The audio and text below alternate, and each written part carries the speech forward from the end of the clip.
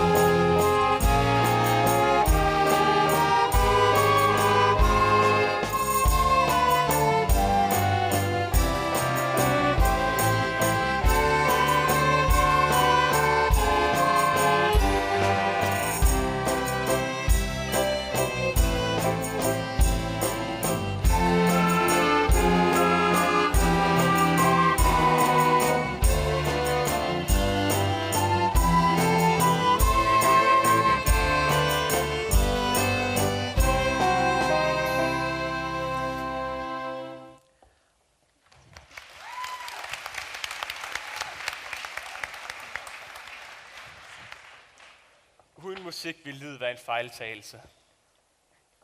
Arthur, skat. Har du ikke arrangeret noget til i aften? Gud jo, Lucy. Festsangen. Mine Harker og Dr. Seward vil være så gode at hjælpe mig. Naturligvis, kaptajn. Altid Arthur. Og Jonathan Harker. Jo, naturligvis. Orkester. Er I klar?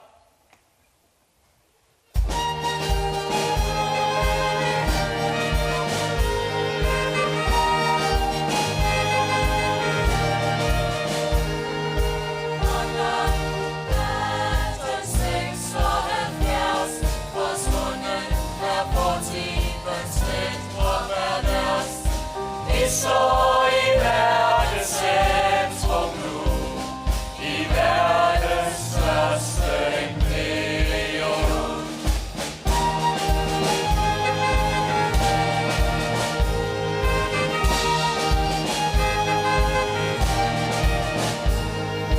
Vi vogter viden, fornuft og forstand, retfærdighed, frihed, så stort er vort land.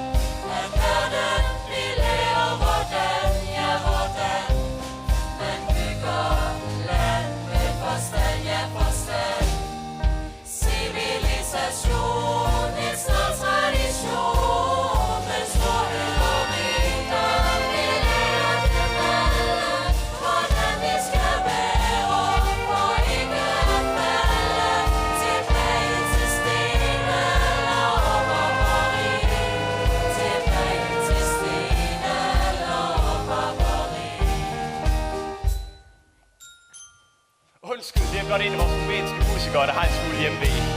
Hjemmevæg?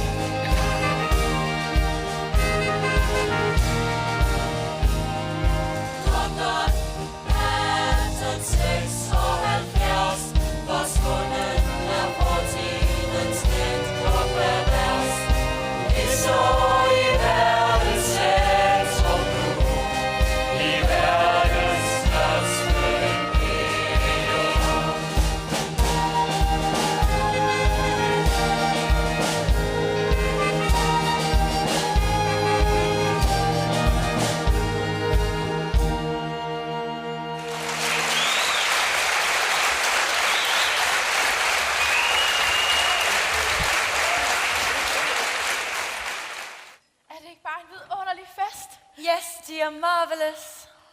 look at young Nicholas over there.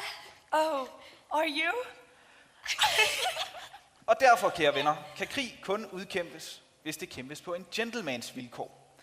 I det øjeblik, vi tager midler i brug mod ondet, som er værre end ondet selv, så bliver vi det største uhyre. Men min kære ven, som militærmand har de vel gjort deres overvejelser.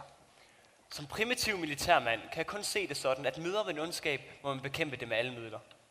Heldigvis er systemet således sidenrettet, at der er et klogere folk til den slags beslutninger. Vi andre vil udføre blot ordrene. Hvad mener de, Jonathan Harker? Kan bekæmpelse af fjenden retfærdiggøre alle midler?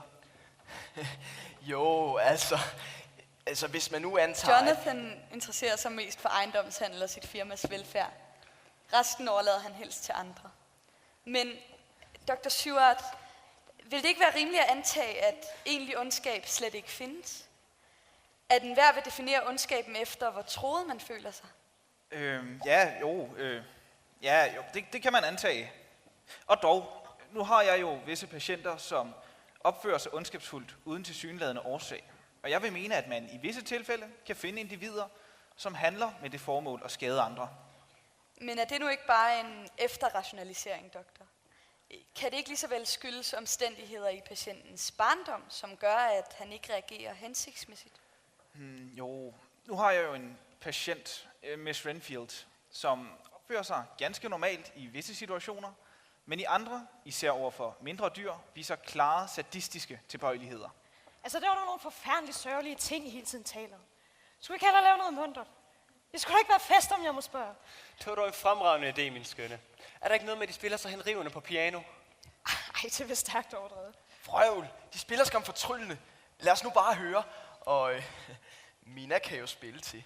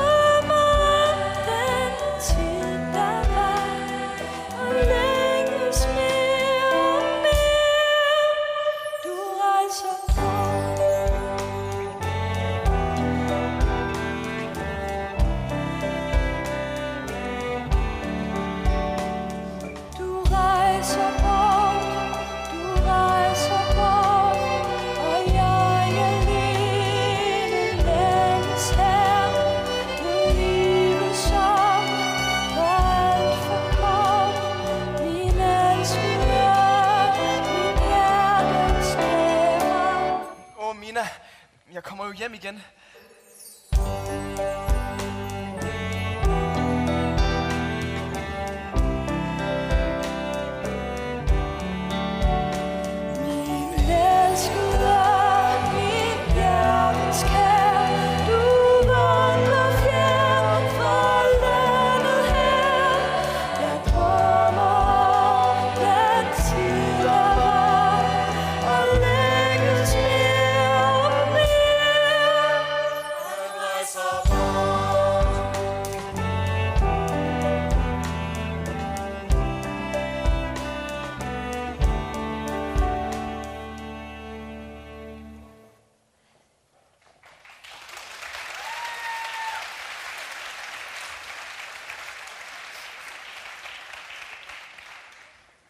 Ja, det må du så undvære, når du sådan forlader mig til fordel for en kunde i Transylvanien.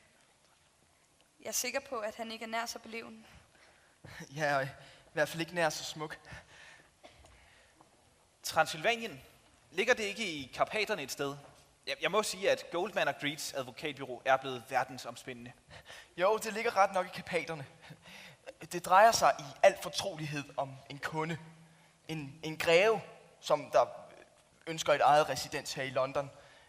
Han fremførte, at hans forsyningsgrundlag er ved at være udtømt i Transylvanien. Ja, og så mener han, at millionbyen London vil være det perfekte sted for ham at fortsætte sin virksomhed. Hvad beskæftiger denne mystiske greve sig der med?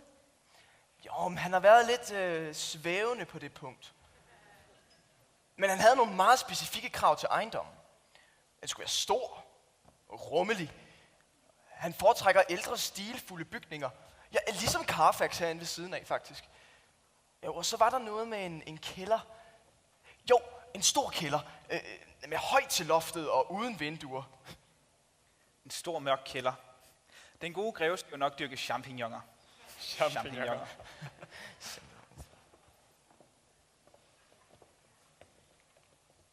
Lucy, jeg ved ikke helt, om du ved det, men du er noget helt særligt. Ja, Du er så sart. sart.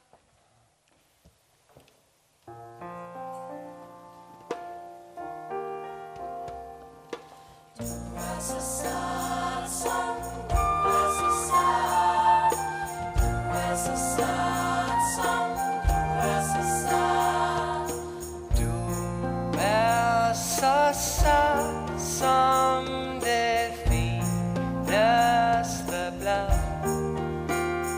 Du er som violen, der danser på rad. Som vor himlens glans, som den sarteste dag. Min verden bliver lysere, når du er her. Du bringer min verden det ømmeste skær. Du bringer min verden det ømmeste skær. Du bringer min verden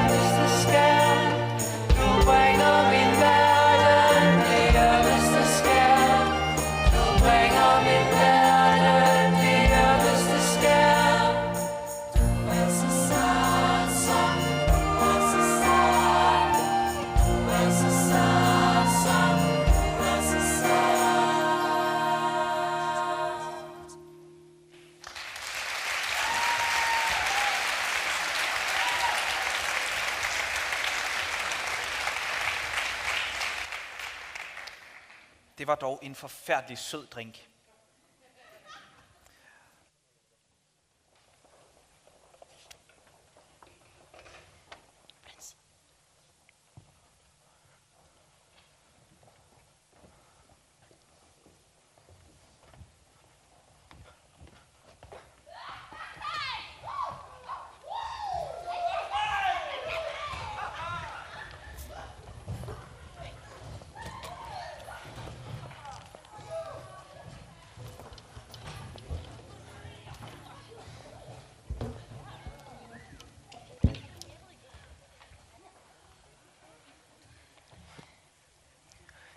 Kære Mina, jeg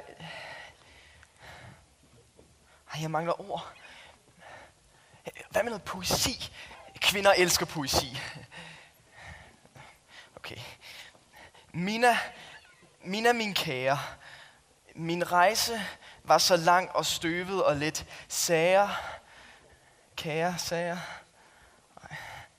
Okay. Vejstøv, skidt og sprogligt rod har gjort mig ganske træt.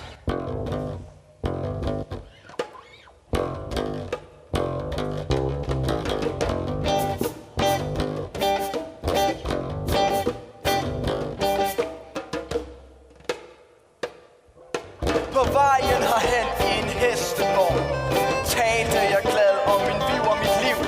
De andre de lå og berettede sit, og selvom sproget var svært, så forstod jeg dog lidt. Men så da de spurgte, hvor jeg skulle hen, og svarede, jeg skal assistere en greve her omkring, blev der tavst. Og så de spurgte, hvilken greve det så var, og jeg svarede frejdigt, blandt Dracula. Først blev der stilhed, dernæst panik.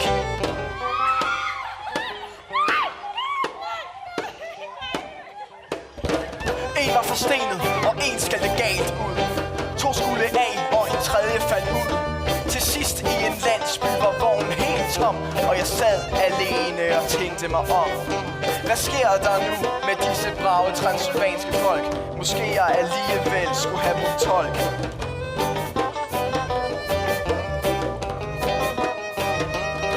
For selvom alting var pakket og rejsen betalt, nagede tanken mit sind, at noget var galt. Så spurgte jeg kusken, om vejen var klar, men han svarede bare, Dracula. Så nikkede han langsomt og smilede sært, gav hestene fart med sin piskesnært. Han lugtede både af støv og af sved, af hengemte møbler og rådent ved. Og farten, den øgede som månen jeg så. Omkring mig blev bjergene store, sorte og rå. Jeg så mod himlen, så træernes silhuet stå som sortnede fingre mod himlens betræk. Nu hørte jeg ulve, det tror jeg det var. Jeg så dem om vognen, da månen blev klar. Så stansede kusken, nu dør han, og nej. Men han kælede for ulvene, som var til en leg. Tilbage på vognen, han nynnede en sang. Sært fremmed for mig var rytmernes gang. Jeg spurgte ind til sangen, min røst sagde fra. Han sang blot endnu højere om blandt Dracula. Greven af blodet har hørt, hvad du sagde. Ude i mørket et sted var der lys. Sagerblå flammer fra spøgelsesbål. Så jeg slottet mod himlen stå stumt, med rå bastioner, ruinagtigt grumt. I Slotsgården var der en fest, tror jeg nok, men ikke den slags fest, man normalt finder på et slot. Sigøjnere, tror jeg, de dansede og sprang, og dyster under troende lød deres sang.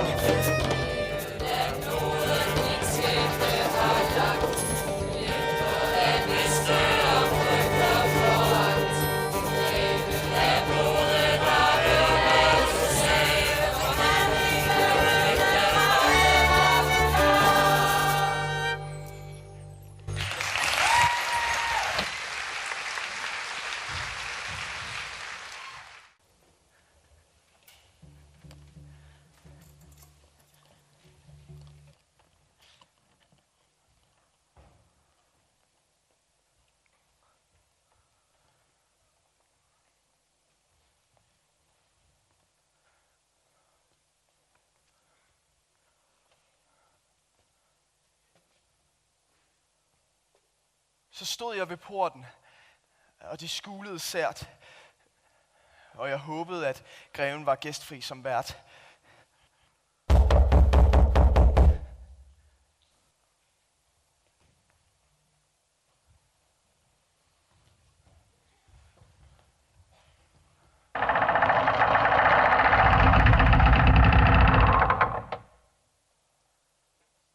Goddag, jeg er Jonathan Harker fra...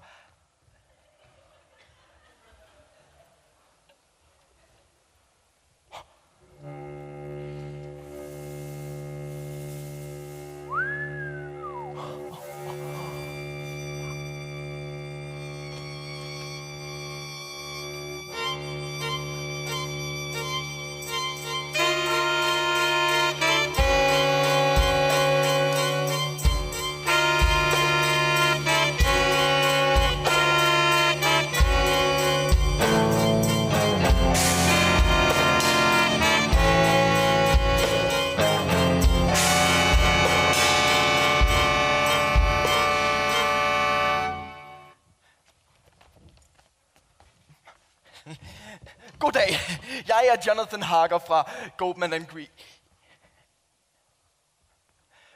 Goldman Greets advokatbyrået.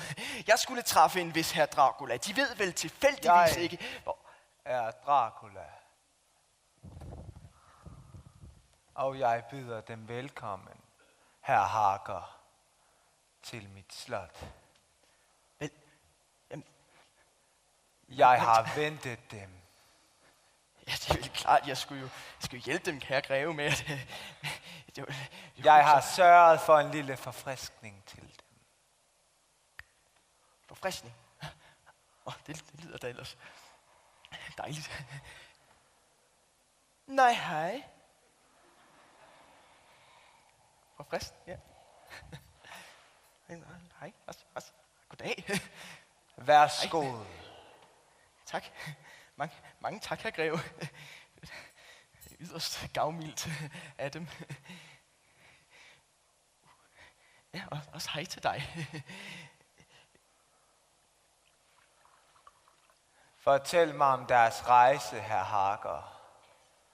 Mødte de nogle spændende mennesker? Ja, faktisk en hel del, herre greve. Jeg mødte netop nogle landsbyboere. Landsbyboere. Ja, lige inden jeg blev hentet af deres kusk. Vakulak. Ja, de virkede ret sære. Nu hvor de bringer det på banen, så gav en af de her landsbyboere mig det her krucifiks. Tag det væk! Men kære greve, det er jo... Det bringer uheld. I Uheld. aften. På St. George aften, mener jeg. Undskyld, herre greve. Det var jeg ikke klar over. Jeg må have misforstået kvinden, som gav mig det. Virkelig. Hvad behar? Spis. Spis, min ven. Ja, det vil jeg gøre. Med både øjne og mund.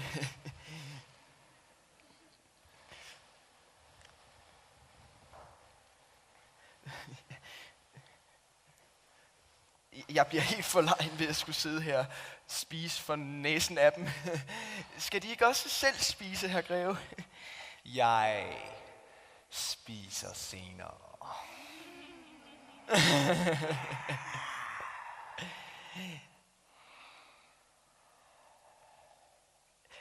Jeg forstår, de vil flytte til London. Ja. Jeg har set mig nødsaget til at udvide mit kundegrundlag. Mm-hmm. Der er ikke så mange landsbybeboere tilbage, om man så må sige. Forsvind, Gita!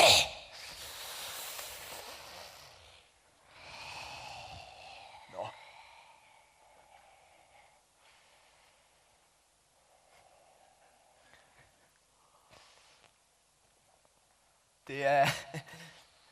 Det Det er ellers et imponerende slot, var? Echo! Nej.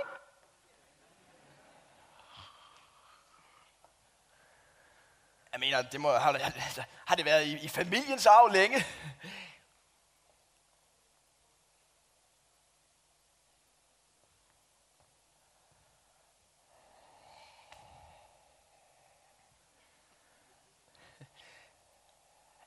Der må der have været blevet udkæmpet et prægtigt slag. Ching, ching, ching, ching, ching, ching, ching, ching, ching, ching.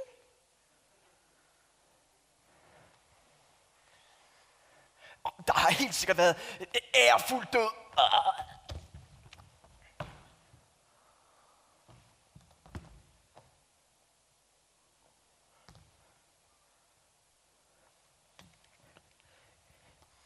Nu har jeg det. Død. Heller ikke.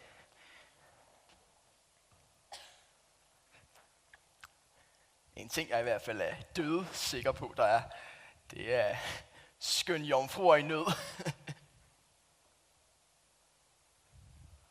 Krigens dage er over. Blodet er for værdifuld en ting. I disse dage er æreløs fred, og de store racers hæder er som svundet savn. Blodet, min ven, blodet er livet. Ja, blodet og blodets bånd. Ja, familien betyder også rigtig meget for mig.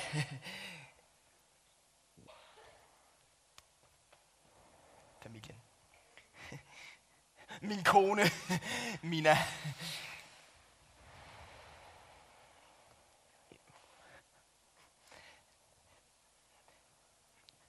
Jeg glæder mig til at se nærmere på deres ejendom.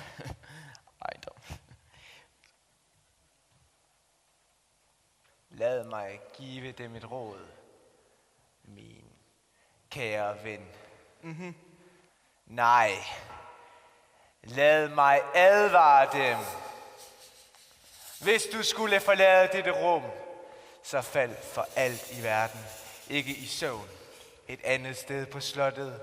For det er gammelt og har mange minder, og der er onde drømme til de, som sover ukloge steder. Og hvis du ikke følger dette råd, så... Nej, selvfølgelig ikke, greve. Det kunne da ikke falde mig ind. Lyt til dem, nattens børn. Den musik, de spiller. Musik?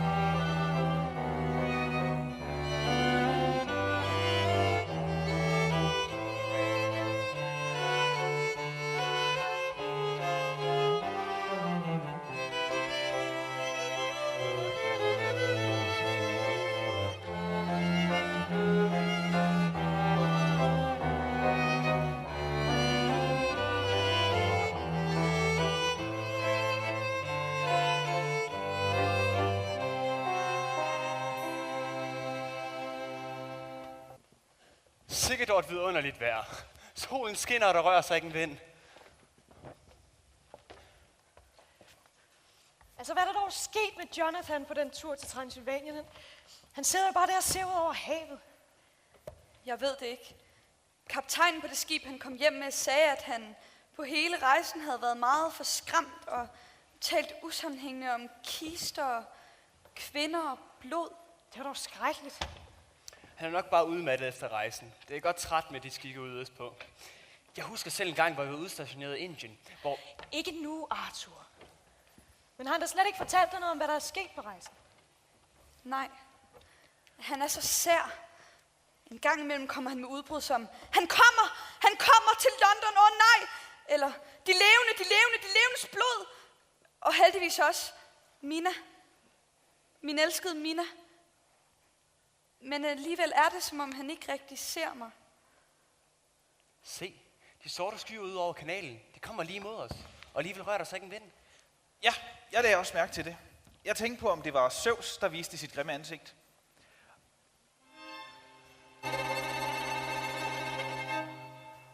Åh nej, han kommer! Han kommer her til London! Vi må væk! Han kommer! Sært. Foran stormen driver et skib med sejl i laser. Imponerende så hurtigt. Altså, der er ikke en sjæl at se på det.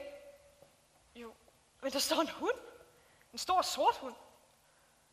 Skibet driver direkte mod land. Se det opløb ved havnen.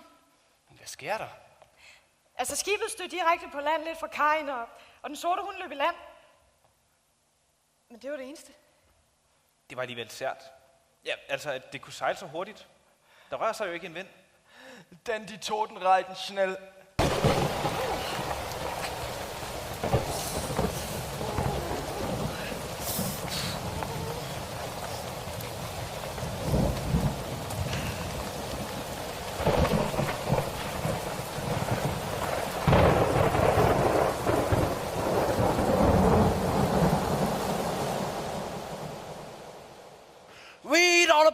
Read all about it. Stormen rammer England med uhørt styrke. Køb avisen, læs om det i Westminster Gazette. Spøgelseskibsejlende hammer Whitby. Besætningen fundet død, skibet lastet med kister. Kæft dernede fra, mand. Man kan fandme lugte så dumt, du er helt heroppe, mand. Hold kæft, man. I set noget om Pormo Gazette, det er meget mere spændende, vel? En eller anden pige, der har set en stor sorte hund løbe i land og sådan noget. Det er det shit. Prøv lige, Karl Smart. Det er fint, men udover en stor sort hund, hvad har du ellers i ærmet? Jeg har masser af ting i ærmet. Det ved jeg ikke. Og måske lige noget i ærmet. Jeg fandt lige den derovre, mand. Den er synd. Hallo?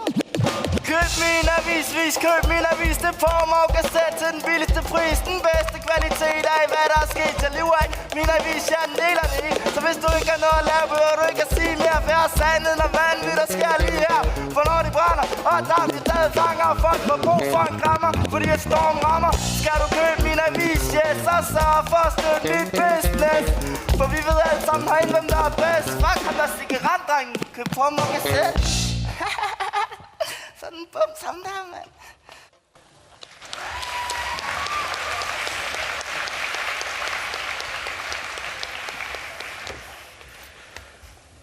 Det gør mig ondt at høre det med Lucy. Er det meget slemt? Nej. Mest lidt feber, svimmelhed og blodmangel. Det er nok ved den tid, du ved. Ja, men Lucy, der altid virker så frisk og sprudlende. Ja, det er sært. Men det værste er nu hendes mareridt. Marit? Hun har de særeste drømme om baskende vinger mod roden, sorte hunde og røde øjne. Puha. Det er nok bare feberen. Men Mina, du er kommet for noget ganske andet. Du spurgte mig på et tidspunkt, om jeg troede på, at der fandtes reel ondskab. Og du skal i dag møde en af mine patienter, der er Sofie. Ja, det vil sige, at hun spiser dyr. Ja, det gør vi vel alle, kære doktor. Sandt nok. Men denne patient får en særlig nydelse af at pine dyrene, inden hun spiser dem levende. Uha. Det er mere usædvanligt. Ja, kom med. Nå, Renfield, Hvordan har vi det så i dag? Strålende, excellent, storslået, min herre. Min hjerne skinner med brillant klarhed. Ja, så man kan sige, at de har det godt. Renfield, ved de, hvorfor man har valgt at anbringe dem her? Jeg vil mene, at samfundet, eller rettere samfundets myndigheder, har vurderet, at eftersom jeg på visse områder afviger fra en gennemsnit britiske, vil hjælpe mig til en bedre tilværelse. Gennem det, man har valgt at kalde normalisering. At søge at ændre mig til et bedre individ. Man forventer således en gavnlig effekt på samfundet, der så bare bliver endnu mere gennemsnitligt. Sådan kan man jo antage det. Renfield, ved de, hvad det er for en adfærd, der er tale om? Jeg vil mene, at det er den gennemsnitlige brites unaturlige forhold til dyr og det dyriske. Den har ikke haft en forventet afsmætning på mig. Jeg skulle have haft en hundevalg. Er du min hund? Er du min hund? Du er så nuttet. Ja, du er. Som jeg behandlede som et menneske.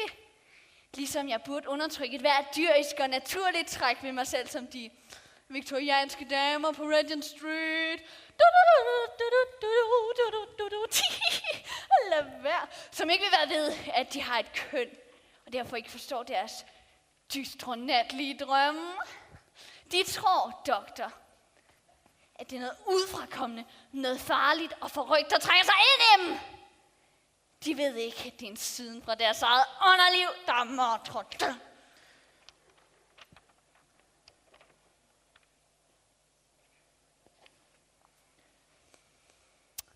Men sig mig, doktor, har de selv en dame i behandling her i deres fine institution, you know? Vi har ganske vist en kvindelig patient på anstalten, men jeg tror ikke, at det kan betegnes som en dame. Renfield, fortæl mig om deres barndom. Barndom. Barndom! Ja, deres barndom. Dejlig barndom.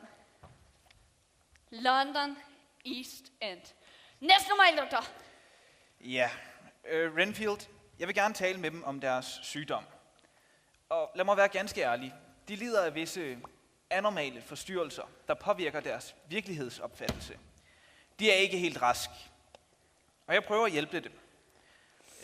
Men jeg behøver deres samarbejde. Det eneste, jeg ønsker at vide, er, hvad de lider af.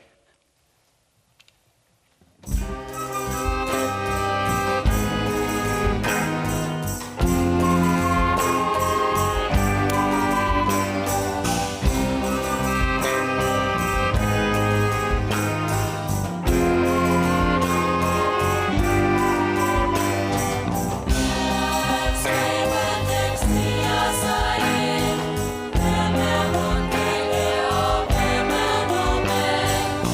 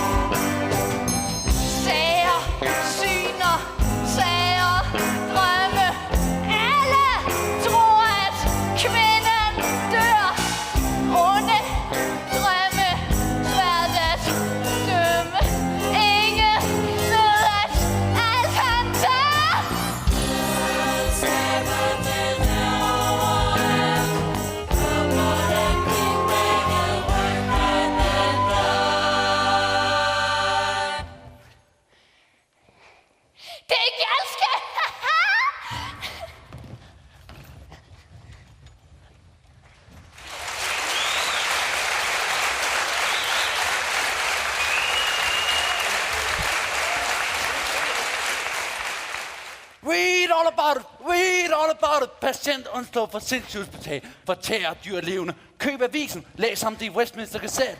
Frygtes at være farlig. Politiet på bar bund er som sunket i jorden. The master is at hand. The master is at hand. The master is at hand. The master is at hand.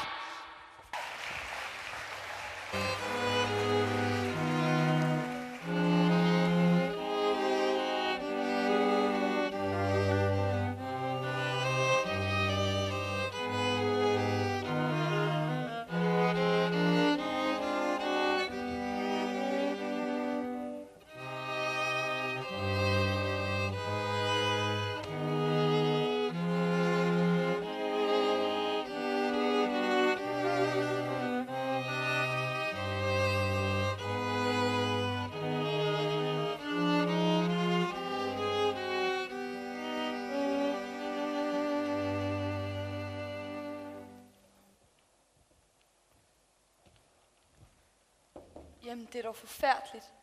Er Lucys tilstand forværret? Jeg fandt hende i nat for åbne vinduer. Hun lå på gulvet, lige bleg. Jeg troede, hun var død. Men hun har det bedre nu. Vi gav hende en kop te og prøvede at snakke lidt med hende, men hun virker ikke helt klar. Hun taler henført om, at han skal komme tilbage.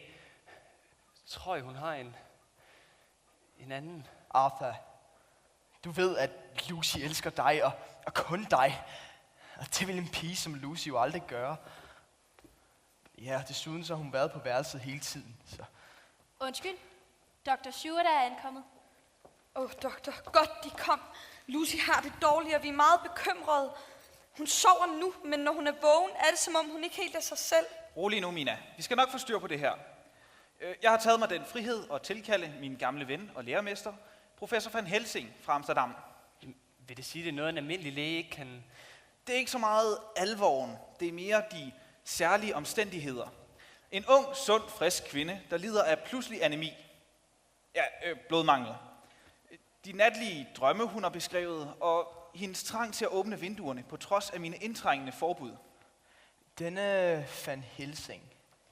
Er det ikke den Van Helsing, som ikke alene er specialist i almindelig medicin, men som også har specialiseret sig i det paranormale? Jo, professor Van Helsing har på baggrund af sine empiriske studier fundet nogle anomalier i det, man vil kalde det normale. Vil det sige, at der er noget unormalt ved Lucy? Overhovedet ikke. Eller måske ikke. Professor Van Helsing har bare et bredere perspektiv. Denne Van Helsing. Professor Van Helsing til deres tjeneste. Hvor er patienten? Professor, godt de kom. Kan jeg... Nok snak! Vis mig patienten. Denne vej, professor. Beskriv symptomerne for mig igen. Den udtalte anemi. Hun kan ikke altid kende mig. Tror jeg en anden. Når hun endelig er oppe, gør hun intet ud af sig selv. I går tog jeg med hende foran spejlet, så hun kunne nette sig, men hun nægtede at se sig i spejlet og ville hellere tilbage i seng. Hun bliver ved med at åbne vinduerne på trods af mine indtrængende forbud. Men det kan jo også være så frygteligt lummert. Ja, det. Hun har de særeste drømme. Baskende vinger mod roden. Røde øjne. En sort hund. Ulvehyl. A tall dark stranger. Lad mig nu undersøge patienten.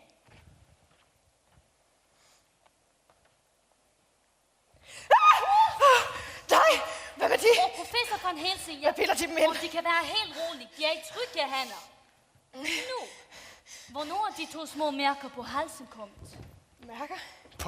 På halsen? Lad mig se. Og de har natlige drømme haft. Ja. Professor, hvad tror de, der er galt? Hvad fejler hun?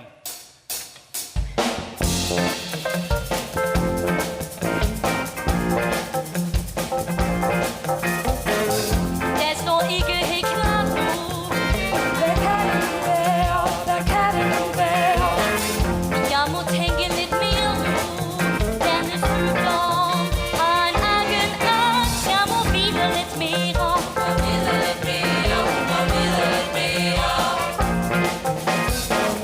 Blomsterne skal hun bære.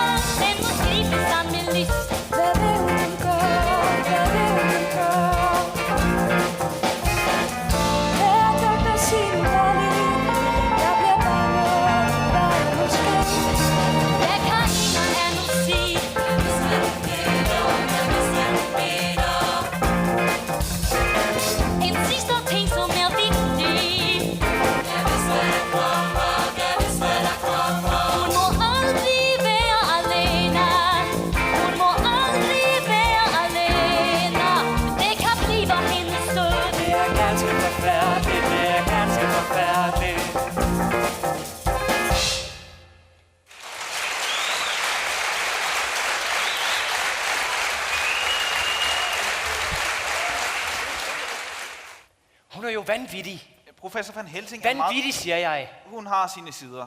Men Har du måske noget bedre bud? Bid på halsen, røde øjne, ulverhud. Der må der være en medicin. Professorens blomster... Kors og bibel. Kors. Blodet mangler, vinger flakser, vindue åben. Hun er jo lige kommet. Og desuden, Så tror jeg heller ikke, at denne sygdom kan klares med et tonikum. Nosferatu, lille vampiri og blodet. Min Gud. Arthur? Lucy. Men det haster. Rul ærmerne op. Skal vi slås? Gentlemen, rul ærmerne op. Vi skal bruge jeres blod. blod. Ja, vi må lave en blodtransfusion. Blodtransfusion.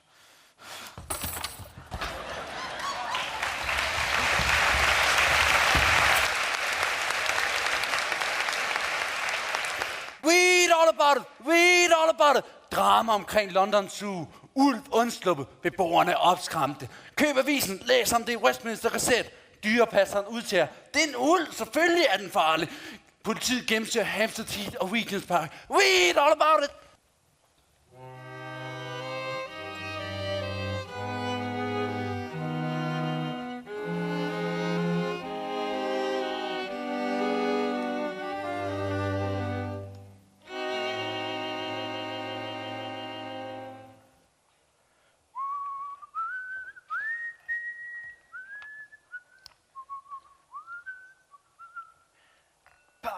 Hun er som violebar.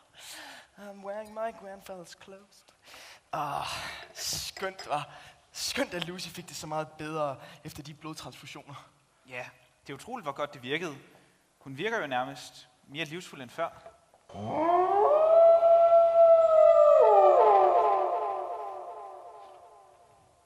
Ja, sandt nok. Men Van Helsing virker ikke helt tilfreds. Nej, der er noget, der plager hende. Hun læser sine gamle bøger indtil sent ud på natten, og så kommer hun stormende ud og beder om morgendagens avis. Hun er meget hemmelighedsfuld. Hun plejer at sige, at det klogeste, vi gjorde, det var at sømme vinduerne til.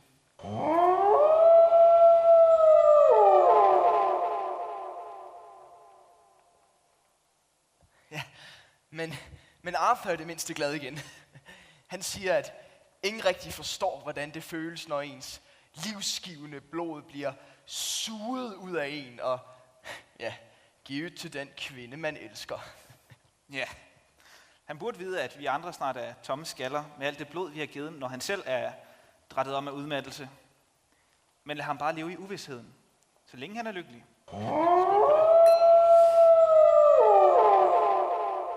Hvad er det her for noget stas overhovedet? det er frygteligt. En ulv har hoppet gennem vinduet til Lucy. Hvad? Hvad var det? Hvad i himlens navn var det? Var der nogen? Jamen, jeg synes, jeg så en skygge, der bøjede sig over Lucy, men jeg kan have taget fejl. Det må have været ulven, der undslap. Ja, gudskelov. Hvor Van Helsing? Så er det, som jeg frygtede. Lucy, hvad er der sket?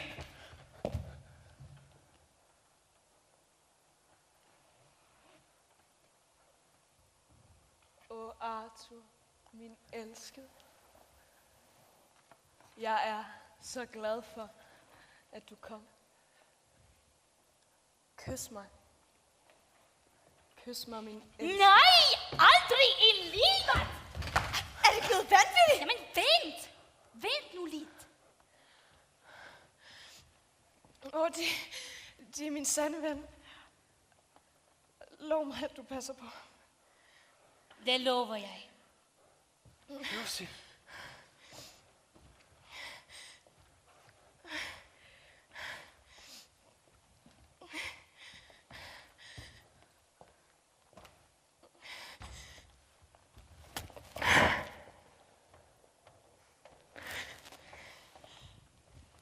Farvel, min elskede.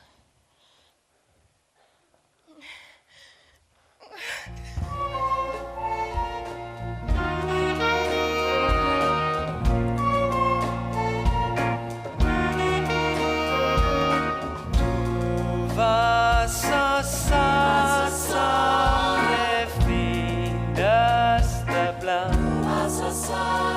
Du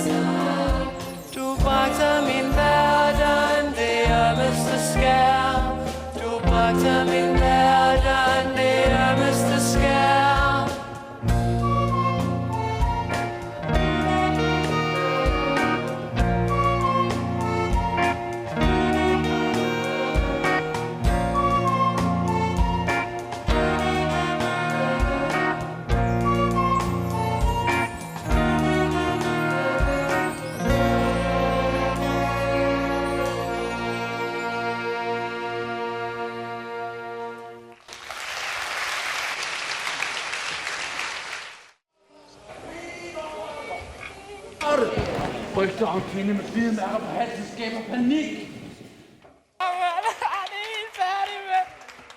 Shit, mand. Stikke ret, dreng, mand. Du har ingen lortehistorie. Folk kan ikke engang høre dig, mand. Prøv lige at tjekke min, mand. Den der store sorte hud, jeg snakker om sidst, den er fandme set igen. Jeg kan høre en skid om din lorteavis, mand. Luset amatør! Hvad? Altså, jeg er helt færdig, mand. Pil af med dig! Okay, slap af, mand. Shit. Drop the beat. Ja, mand. Det gør det, der ligger godt, den der. Jeg tager lige den der mikrofon op igen. Og den virker. Yeah, kan I mærke den her? Det vibrerer jeres tær, når vi snakker over tær. Velkommen til min rap-univers. Så gør det bla. I var til rapper, men I ved ikke engang, hvem jeg er. Men hvis I ikke husker, hvad der skete før Brown, skal I købe min avis, så kan read all about it.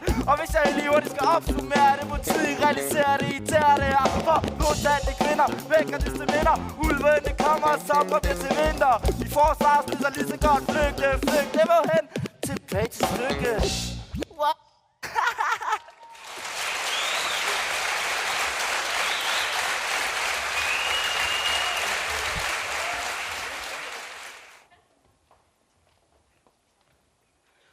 Lucy, du er i live.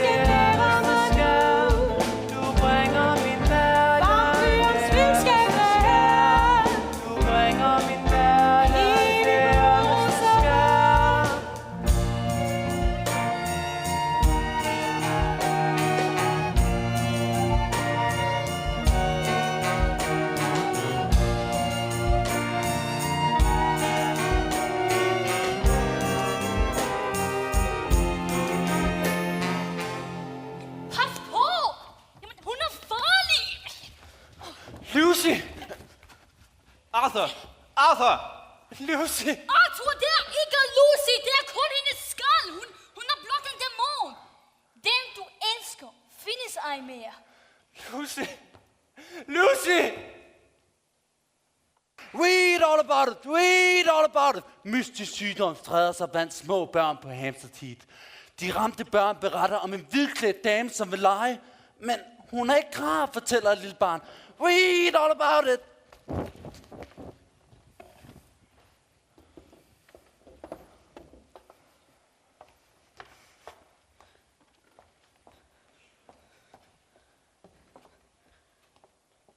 det, de frygtede, som de ikke har fortalt os? Hvad er der sket med Lucy? Hvad er det her for et mareridt? Det værste. Men det er vanskeligt at forklare det. Blodet, det er ikke en sygdom, som vi kender det. Hvad fejler hun da? Ikke hvad, men hvem? Vil det sige, at der er nogen, der står bag alt dette? Der må da være en rationel forklaring. Fortæl os alt. Rationel måske nok, men uden for grænserne af den almindelige virkelighedsopfattelse. Hvis jeg fortæller jer alt, vil I ikke tro mig. Vi har krav på at vide det, så vi selv kan tage stilling. Visse ting er svære at begribe, som tankelæsning eller hypnose. Det første vil de anse som det rene sludder, men det andet vil de betragte som bevist. Men de er dog begge manipulationer med den menneskelige evne til perception. På visse øer i Sydhavet findes der kæmpe flaggermus, som hænger i huler hele dagen. Men når et skib ligger til, og mændene om natten sover i køjer på dækket, finder man dem af til blæke og drænede for blod og morgenen, så de dårligt kan stå oprejst. Min Gud. De vil da ikke mene, at det er et sådan bæst, der er sluppet løs i London. Og det er det, der har drevet Lucy til hendes død og vanvid. På en måde. Hvis man nu forestiller sig, at ikke kun flaggermus kunne have denne egenskab, men også et menneske. En slags menneske. Det giver jo ikke nogen mening. Et menneske. I de gamle overleveringer støder man af til på begrebet vampyr. Ja, et menneskeligt væsen, som får deres livsstyrke fra menneskeblod. Mærkerne på Lucys hals. Børnene på Hampstead Heath. Nej, det var Lucy. Nu forstår jeg det. Jonathan. Jeg så greven i aftes på Oxford Street. Greven? Ja, grev Dracula. Min kunde. Den gamle greve? Ham fra Transylvanien? Ja, ham. Men han virkede anderledes. Han virkede yngre. Meget yngre. Og meget mere livsfyldt. Ja, det tror pokker. Med tremands blod i sig må han også føle sig oplivet. 3. Ja. 3. Alle mine onde drømme. Alt det, jeg oplevede på Grevens Slot. Så er det jo alt som sandt. Det frygter jeg. Hvordan kan vi stoppe hende? Ja. Vi må dræbe hende. Dræbe hende? Ej, det er nu nødvendigt. Forstår I dog ingenting? Begrib dog, at det vil dræbe mig, at et væsen, som vil sprede vampirismen over hele London. Ja, millionbyen London. At det har vel været grevens plan hele tiden. Hvordan kan vi dræbe hende? Kun én måde har jeg fundet. En tilspidset traphæl i hjertet.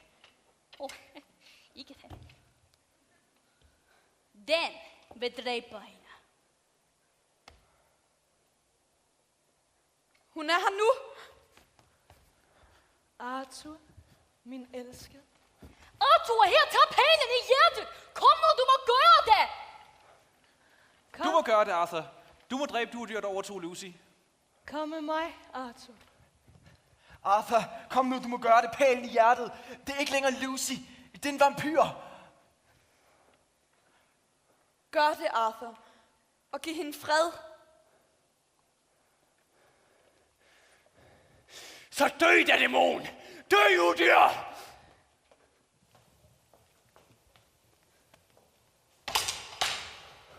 Lucy! Lucy! Hvad har du gjort?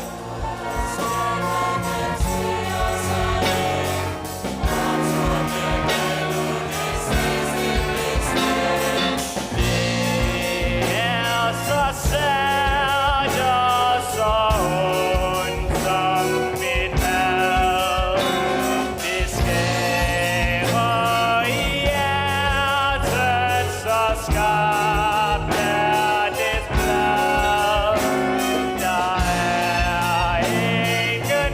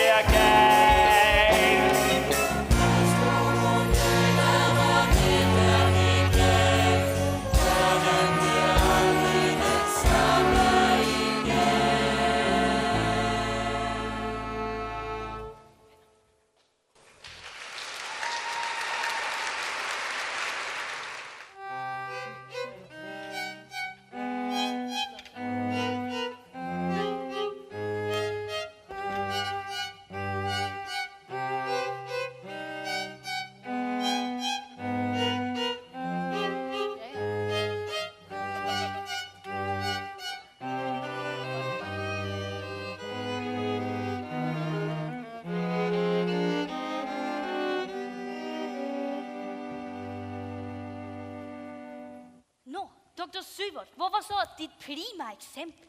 Hvor er jeg glad for, at du spørger, professor. Her har vi det. Ja. Det perfekte eksempel på den maniodepressive. Den maniodepressive? Ja, de kan se det på blandt andet ansigtet. Ja, sygt. Født sådan. Intet, der kan gøres ved det. Umuligt at redde. Men det er det bedste eksempel, jeg har fundet indtil videre i London, vil jeg mærke. Hvordan har Mina det så nu? Hun sover. Jeg har givet hende noget beroligende.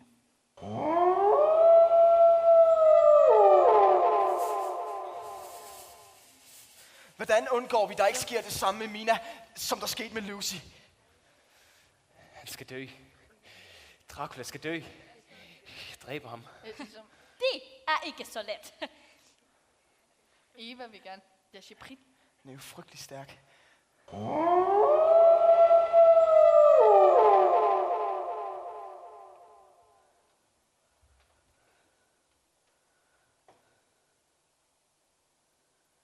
Ja, usårlig praktisk talt.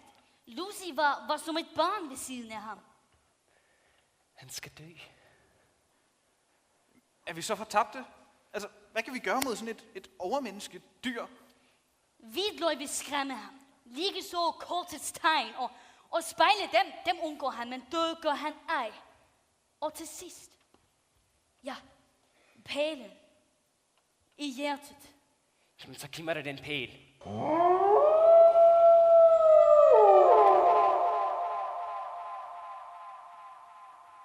Jamen, vi må ham finde først. Først vi må hans bopæl finde. Kisterne. Vampyrpigerne stod op af kisterne. Jeg så aldrig greven om dagen. Ja, kisterne på det mystiske sejlskib. Carfax. Huset inde ved siden af. Den mørke kælder. Det er derfor, den mørke kælder. Det er der, kisterne er. Selvfølgelig. Ja, Mina! Mina!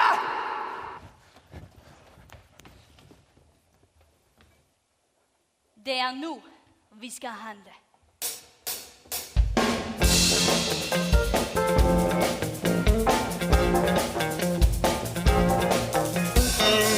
Det er nu, vi skal handle. Vi må dræbe vampyren, vi må dræbe vampyren. Hun er bidt af vampyren og har slikket blodet af hans bryst. Hendes blod er forurenet. Bidt af vampyren, hun er bidt af vampyren. Men hvad sker der så med Mina? Bliver hun nu til en vampyr? Hendes blod er forurenet. Bundet til glæden, hun er bundet til glæden. Hun er bundet til greven. Bliver hun så til vampyr nu? Bliver hun så til vampyr nu? Nej, det tror jeg nu ikke. Hun vil stadig væk med os sig selv. Men det er nu, vi skal handle. Det er nu, vi skal handle. Det er nu, vi skal handle. Men hvordan skal vi så handle? Hvilket håb har vi så nu?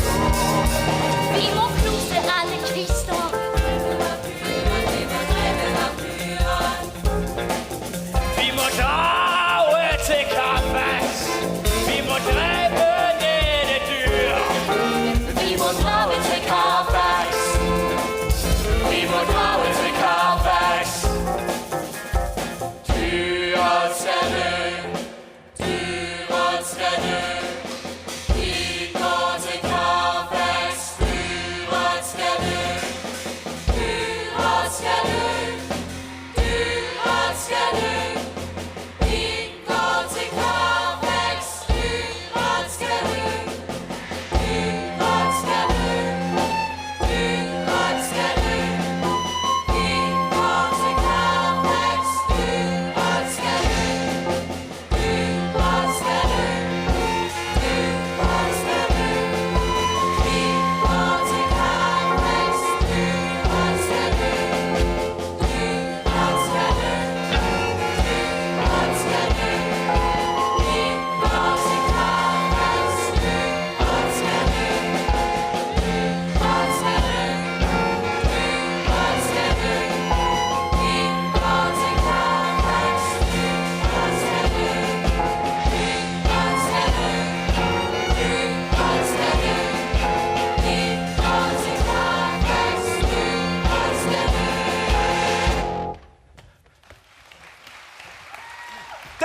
Der er kisterne! Knus dem! Knus dem alle! Så dø der, udyr!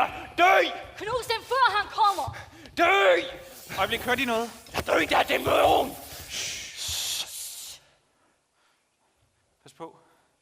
Der kommer nogen.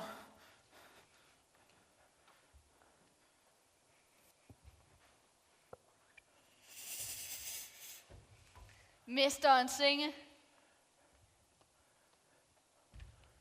I knuser mesterens senge. Vi må hjælpe mesteren.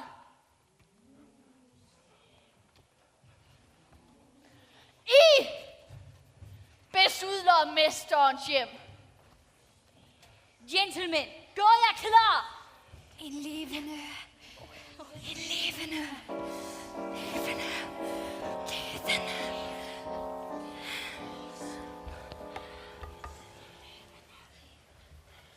Mine børn er blod. Der er han! Arthur er her, tager pælen i hjertet. Så dø der, udyr! Stop!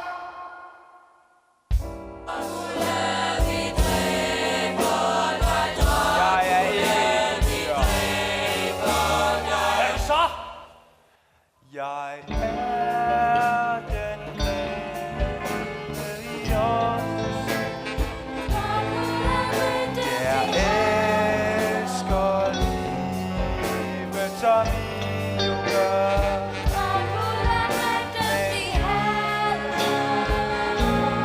Døden tog mig halvt.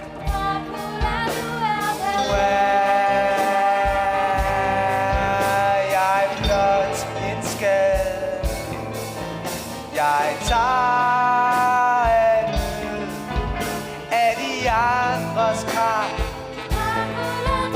Jeg suger blod, det er livets saft.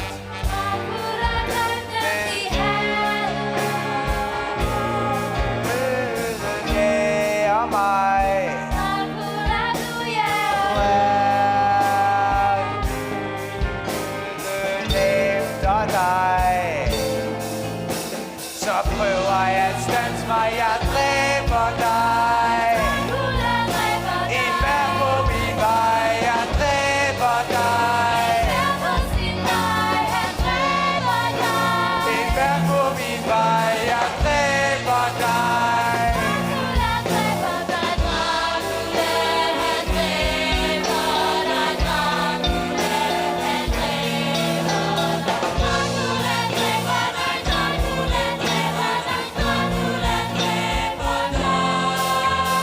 Jeg dræber dig.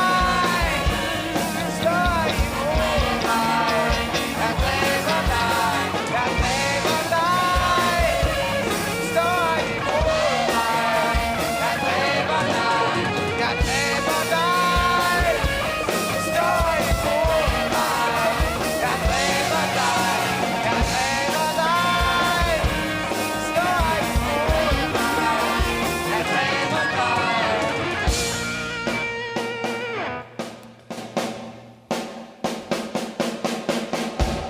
Nej, kom venner, har tro. Tro er ikke at ville vide, hvad sandheden er. Hvad ved du om sandhed og tro? Kom venner, har tro. Dracula!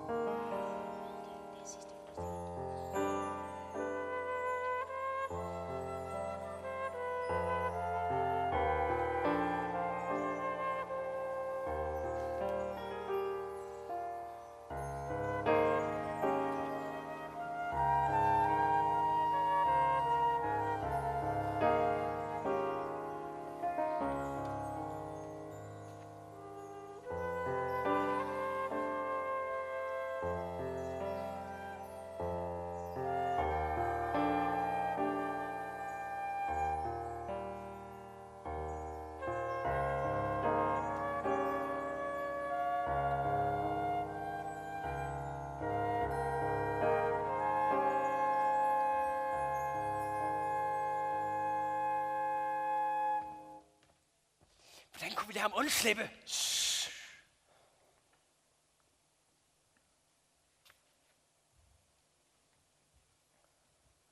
Seward, hvordan skal det kunne hjælpe os at finde Dracula, at Van Helsing hypnotiserer Mina? Ja, professor Van Helsing sagde, at da Mina indtog Draculas blod, så opstod der en telepatisk kontakt mellem de to. Hvor er du nu? Der er mørkt. Helt mørkt. Jeg kan høre vand, der skvulper. Og knirken. Knirken som et tovværk. Hun er på et skib. Han er på vej tilbage til Transylvanien. Så må vi jo følge efter. Mina? Hvem er det? Hvem er det, som er her sammen med mig? 1, 2, 3.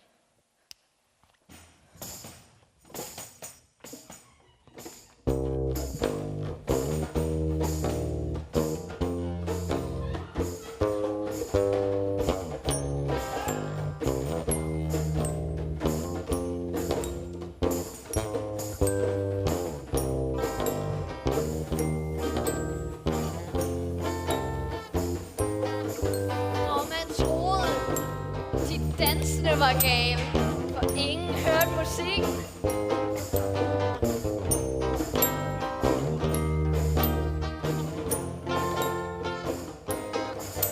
Det er galskab, det er helt normalt, det er ganske skørt, det er så banalt. Det er galskab, det er helt normalt, det er ganske skørt, det er så banalt.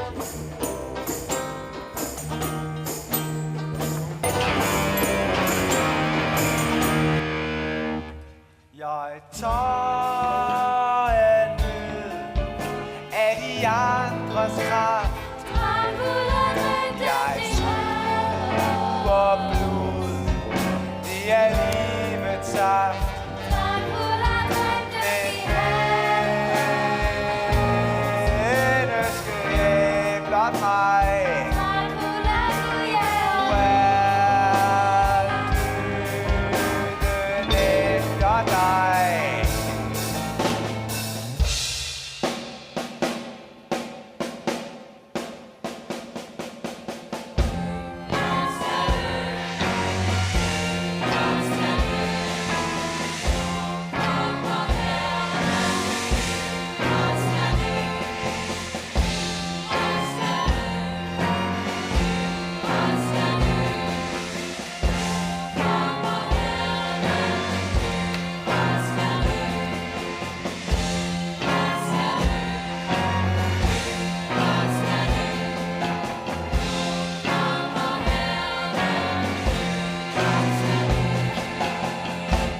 Van Helsing, den som kæmper mod uhyre. Skal passe på, at han ikke selv bliver et uhyre. Så dø der uhyre!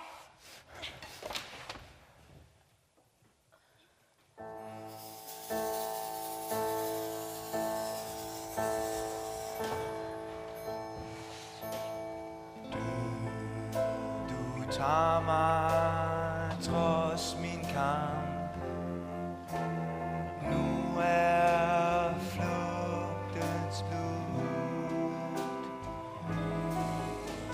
Prisen den var alt for høj. Sjælen fløj fra mig.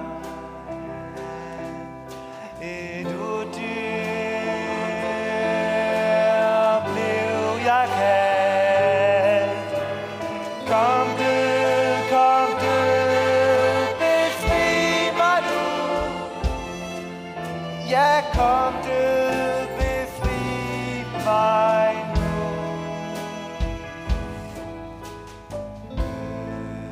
Jeg prøvede at snyde dig.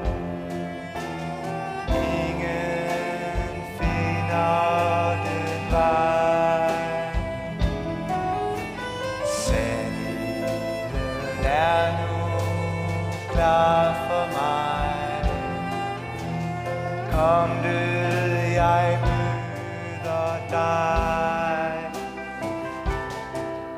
som udød fængslet blev jeg.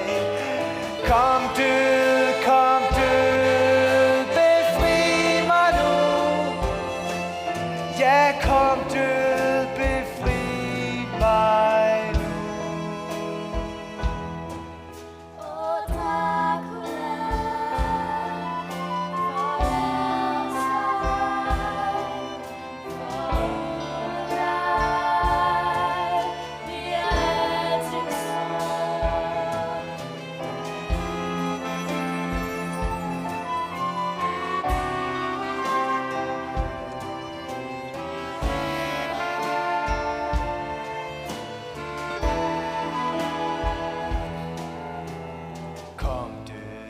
Ja, kom død, så tag mig det. Morder, jeg håner dig. Den gør mig fri for dig. Faktisk så hjælper du mig.